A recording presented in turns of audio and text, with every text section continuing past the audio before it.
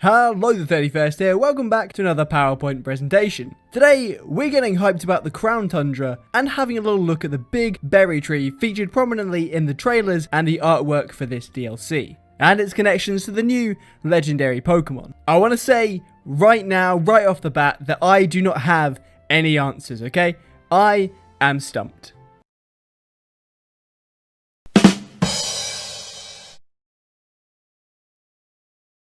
I'm basically going to run through a whole bunch of speculation, almost just going through my thought process about the various different options for this tree. And what I really want you guys to do is to come up with answers yourselves, to be creative and, leave tons and tons of different options down in the comments below. If at any point you hear something you think, oh, I've thought of something, I've thought of a theory, chuck it down. I want to hear your ideas, your speculation. As like I said, this is basically just going to be my thought process in a PowerPoint form. Firstly, it's pretty clear that this tree is essentially just a bigger, redder version of the regular berry trees we find in the Galar region. I just did a video on the berry trees in the Galar region, so go watch that. Key difference is obviously that it's got the red and white coloration rather than being purely green. You can kind of see 4 or 5 distinct layers of coloration within the tree compared to the 2 that the regular berry tree has. It only has one type of berry, an unknown kind of berry, rather than the multiple different kinds that the regular berry trees have. And key thing, it's obviously much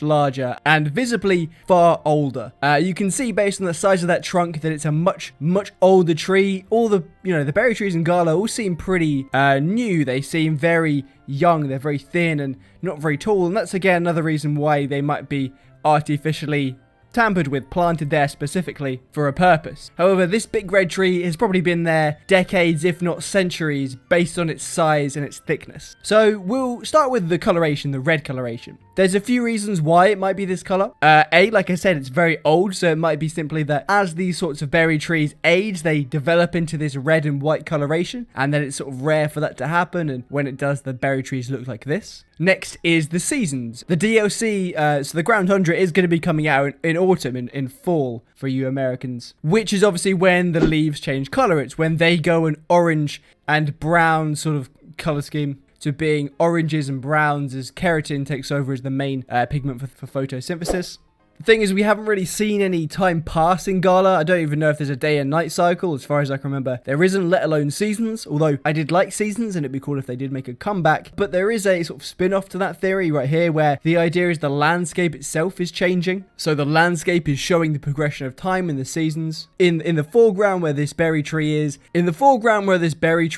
there is no snow, there's nothing like that. And it's obviously, a red tree. Whereas when you go to the background, you're actually in the tundra, there's snow, and there's obviously another massive tree which is bare. There's no leaves on it at all, and that was sort of vibe with that. But a counterpoint to that would be that the rest of the trees in the autumn zone, are still green. They haven't really gone on orange, so that's not really, resembling an autumn area.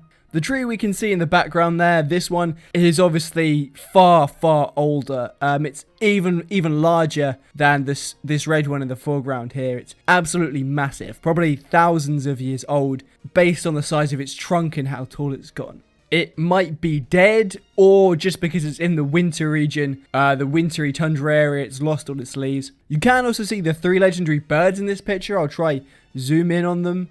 So you can see Zapdos there, chilling. I assume it's Zapdos because he's the only one that isn't flying. He's chilling on a cliff there. Whilst in the sky, you can see 2 more sort of smudges is all they really look like, but they're probably the other 2 legendary birds.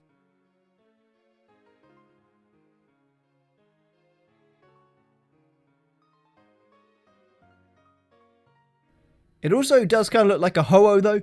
I think it would be cool if there was a Ho-Oh or maybe a Galarian Ho-Oh looking over this trio rather than a Lugia like there is for the other legendary bird trio.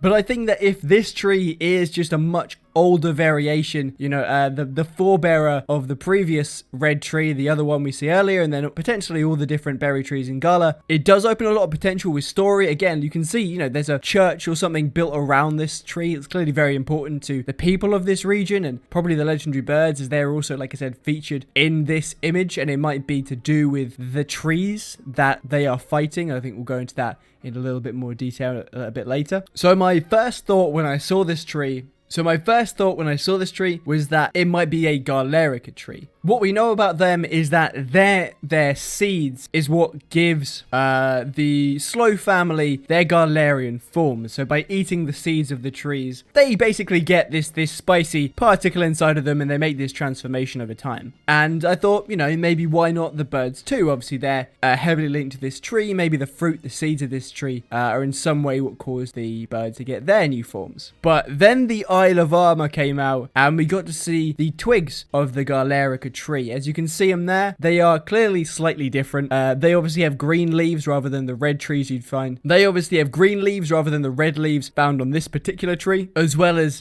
these flowers here. There is, you know, some leeway here. Obviously, the green are very similar between the twigs and the normal berry trees, and it might be something that, like, they flower like this when the tree is green, however, they fruit when the tree becomes red. And there is definitely some similarity between the berry and the twigs there. You can see the three flowers. If they were to fruit, they would probably clump together like this, as they're so close together. They seem to be coming off one individual stem. When they grow, they probably aggregate into a 3-lumped berry like that. So there is that, but like I said, we don't even know if the Galarica trees produce fruit. What we know is that the Galarian Slow family ate the seeds, but trees don't necessarily, you know, need to make fruit. Not all flowering plants create fruit. They could literally just be dropping seeds on the floor that, you know, the Slow family are eating. There's no evidence that says that the Galarica trees make fruit. Whenever you find any of these twigs, you find them under the regular trees. So like the ones you see all like everywhere in this picture, you find them under those essentially. You don't find them under the berry trees or anything like that when you find them in the game. Also, in the information we have regarding, you know, like I said, the Pokemon website, it says about the Galarica seeds here. When it talks about it, it says the Slowpoke of the Galar region used to eat seeds of a certain plant that grew in their habitat. That was their favorite food. These seeds were in fact Galarica seeds, used to this day as an essential spice for cooking. Again, there's a lot of past tense there used and grew. They might not even grow anymore. They might just have collected seeds that we use in cooking now. But I will go out on a limb here and just put my neck out and say that when we evolve Slowpoke into Slowking, it's probably going to be via a Galarica twig crown. I'm guessing that because obviously we have the bracelet, the Galarica bracelet. I'm going to assume it's going to be a crown made of twigs. There'll probably be an NPC on an island somewhere that knows how to make that, and then we use that as the item. Right, so now for the cool bit. The 3 legendary birds and how they might be connected to this tree, based on the fact that, you know, we see them fighting beneath it in the trailer, and because of this image in the trailer before, it's pretty clear they're going to have a major connection to this tree, whatever that might be. I've discussed the birds themselves in another previous video, so go watch that. But like I was saying in that video, all the videos will be linked everywhere, by the way. But like I was saying in that video, the general idea is that these birds, they are adapted for a far more predatory lifestyle because they have the curved beaks, the talons. They are adapted for hunting and fighting, for physical predatory behavior. So why would they have done that? Why would they have physically adapted their bodies to be more physically damaging, be more physically able to deal damage and eat and bite and claw when they were already such powerful beasts? Well, it may be just that it's a very hostile, competitive environment, right? The Tundra is a hostile place, I think, by definition. And it may just be that hunting other Pokemon, you know, for food is the best way for them to survive. It might be for fighting one another. And that because obviously they have this type triangle, Articuno, his psychic type moves, I assume, don't work on the dark type Moltres. I don't know if he has an ability or a specific attack to bypass it, but the reason he might have sharper claws and a more curved beak is because specifically to fight the other birds, he needed to adapt to overcome type disadvantages, things like that. Or it might be because the 3 of them are fighting something else. Or, you know, it could be a mix of all of them, or it might be something I haven't thought of entirely. That's where you guys come in. Something I didn't know when I made the previous video on the birds was that Moltres was going to lose its fire type completely. I thought it was going to be a fire dark type, and that's, you know, led to a new thought of mine, is that the 3 different birds represent the body, spirit, and mind. So Articuno has obviously developed the psychic type. It's become an intelligent being, obviously representing the mind. Zapdos has become, you know, a physical powerhouse. It's developed strong legs and therefore represents body. Then the spirit is represented by Moltres' fiery aura. Now, why might they be fighting over the tree? Well, it says on the Pokemon website that all 3 of them are migratory Pokemon that appear in the Crown Tundra every several decades. I want to know where exactly they're migrating to and from, because I don't think Zapdos is getting very far across any oceans unless he's literally Roadrunner, which he might be. I guess we'll wait and find out. So if they are, you know, only appearing in this bit of the island every few decades, why have they all shown up at the exact same time, at the exact same place beneath this tree, and why are they then fighting under it? Well, it might just be coincidence. It might just be they've all shown up at the same time by chance, right? Alternatively, it might be because of the tree in some reason. Maybe it's just a secluded place. Maybe it's a symbol that represents something, like it's a tradition or an arrangement. Possibly something to do with the king, Calyrex. Maybe he's set this up in some way, like a tournament. Like I was saying with the other tree, it's got a fancy building like a church or a temple or something around it, right? Maybe it's a palace, who knows? It's clearly very important, and if this one's the same, it might be just because it's such an important landmark that they are fighting underneath it. They might be fighting because of the power vacuum left when Calyrex, I guess, abdicated. He is no longer the king of the Galar region, and maybe they're fighting to replace him. Or they might be fighting for his approval. Maybe they're champions or like rulers of smaller kingdoms yet to be united by the sovereign ruler of Galar.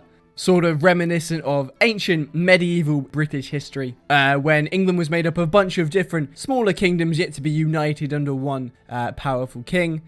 Guess we'll see on that one. I mean, we have sort of like the cool, cruel, competitive noble, the battle-hungry barbarian, and like the evil, prideful schemer. There's a lot they could work with in terms of their personalities and sort of that kind of dynamic. And alternatively, you know, like I said, it might just be the tree itself. It might be the fruit. It might be what they eat. You know, they come every few years to eat the fruit because it has some kind of power.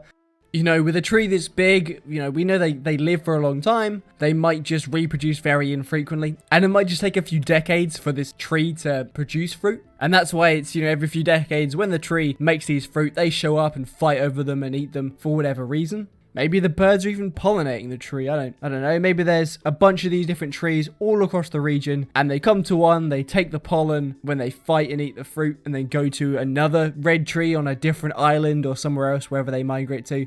Go around fertilizing tree to tree every few decades. I guess we'll see on that one as well. And that is all I have in my notes. Well, apparently that's all I have for you. Yeah, it's going to be really interesting. They seem to have a lot of different options when it comes to this. From what I hear, it's going to be far more story-driven than the Isle of Armor was, which I'm looking forward to. Obviously, there's a lot of mystery here. Why are these different, you know, variants of the legendary Pokemon? How they evolved? Are they the originals or are they the newer versions? What are these different trees? Are, you know, is the big tree the same as the red tree? And are they the same as the berry trees? Why are they fighting under the tree? Who knows? That's where you guys come in. Like I said, hopefully, if you've made it this far, you can come up with a few suggestions of your own. Which ones you think are the most plausible, I guess, from mine. But yeah. Like, comment, subscribe. 90% of you are not subscribed. I'm working on a big project right now, so we might get a few more PowerPoints. Hopefully, you guys don't mind that. They're normally like fortnightly, once every 2 weeks, but we might end up getting one a week for a few weeks while I work on that. But hopefully it's going to be worth it. It's a big, difficult video to put together. Shout out to our very first Patreon. We have a Patreon and we've got your boy Slifer. Shout out to him for subscribing, $1 a month. If you want to get your own quote in the channel banner like he does, and I'm going to go around and revamp all the different things. I haven't done that yet. I should do that. Ignore the tiers currently on the Patreon.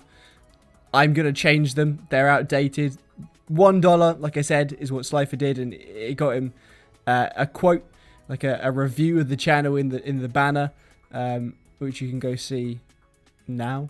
So yeah, massive shout out to him. I think I'm done. You're all lovely people. Thank you. Goodbye.